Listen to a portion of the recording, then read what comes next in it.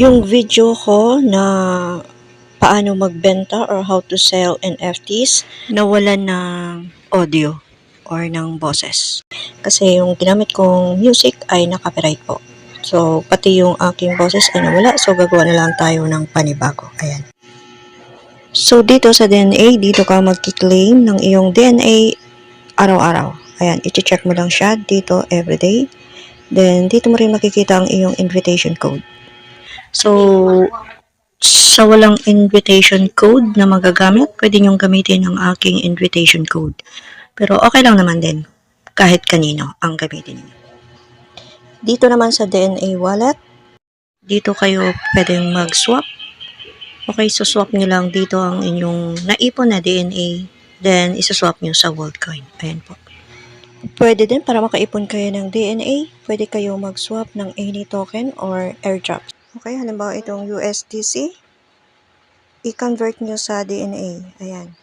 Pindutin nyo lang yung maximum. Ayan. So, para makapag-ipon kayo ng DNA. Yung nakakuha nyong token sa mga apps dito sa many apps. Ayan. Then, dito naman sa DNA Genomex, dito tayo magbibenta. Okay, nang naipon nating NFT. Ayan, open natin yung DNA Genomex.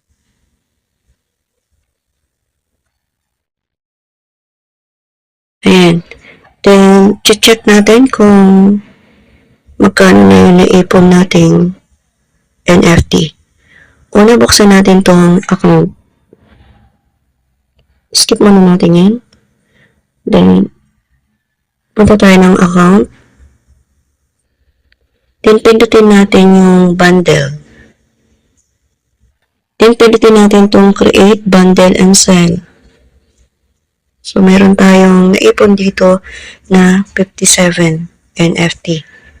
So, ngayon, pindutin natin tong select. Then, meron ditong choices, 10 and 20. So, pag may naipon na kayong 20, pindutin natin tong 20. Kasi meron akong 57 NFTs dyan. So, pipiliin ko itong 20. Then, scroll up mo lang. Hanggang mapunta ka dito sa select and wrap. Pindutin natin to.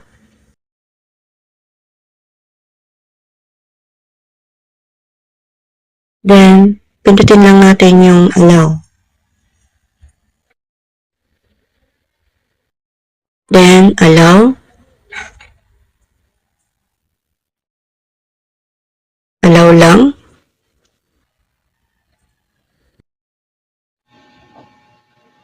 Ayan, current bundle, 20 NFTs. So, kapag wala ka nang maidagdag, magne-next ka na. Kasi ako, meron pa akong natira. So, 57 to kanina. Then, naging 37. So, may 37 pa ako. Gusto ko pang magdagdag ng 20 NFTs. So, dito ako sa add more NFTs. And scroll up mo lang. Ayan, nakikita natin, meron tayong 37 pa. So, mag-add tayo. Select, pindutin natin yung select. Then, mag-add uli ako ng 20. Ayan, then scroll up mo ulit. Then, pindutin natin tong deposit to bundle.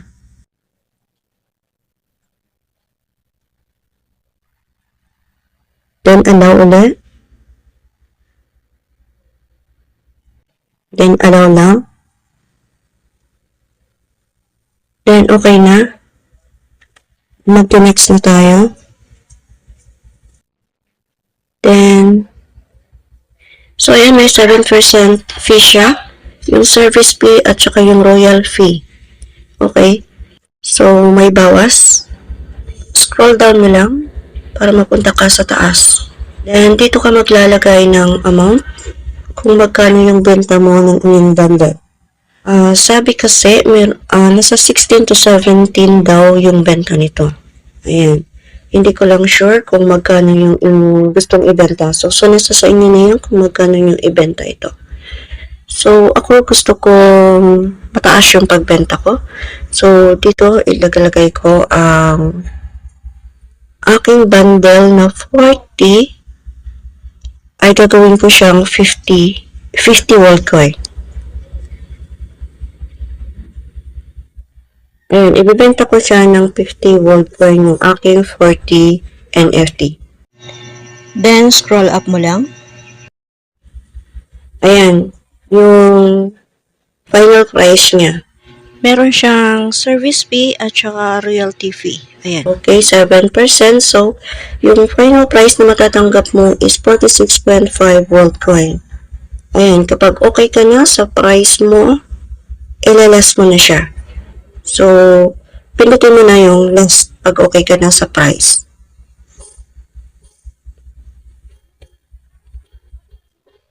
Then, allow lang.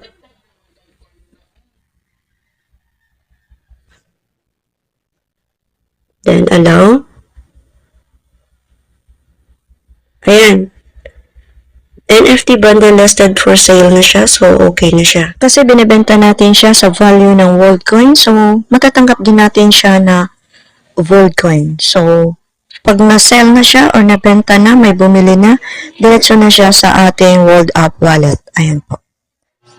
Kapag nagbago naman ang isip mo at pakiramdam mo hindi nabibenta yung iyong NFT bundle, so pwede mo naman siyang baguhin. So, ayan, pindutin mo itong account. Then, pindutin mo yung bundle sa taas. Ayan, ito yung ating bundle kanina. Kinuha natin.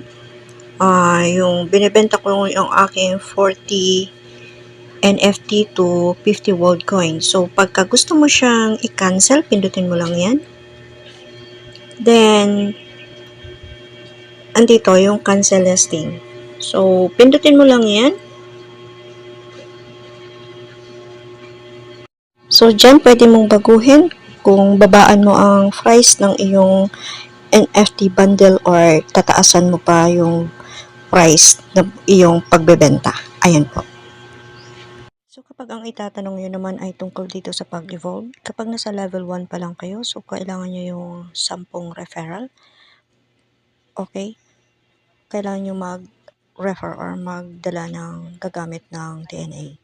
Okay. Then, kapag nasa level 2 naman kayo, ito yung requirements niya. So, minimum referral NFTs required. Then, pwede namang magbabay kayo ng NFTs para makuha nyo itong requirements dito. Then, pwede din magbabay ng DNA. Ayan. So, sa pagbay ng DNA, pwede naman kayo mag-swap ng any token or airdrops na nakukuha niya sa many apps. Then, isa-swap nyo lang sa DNA para makapag-ipon po kayo ng DNA. Ayan po.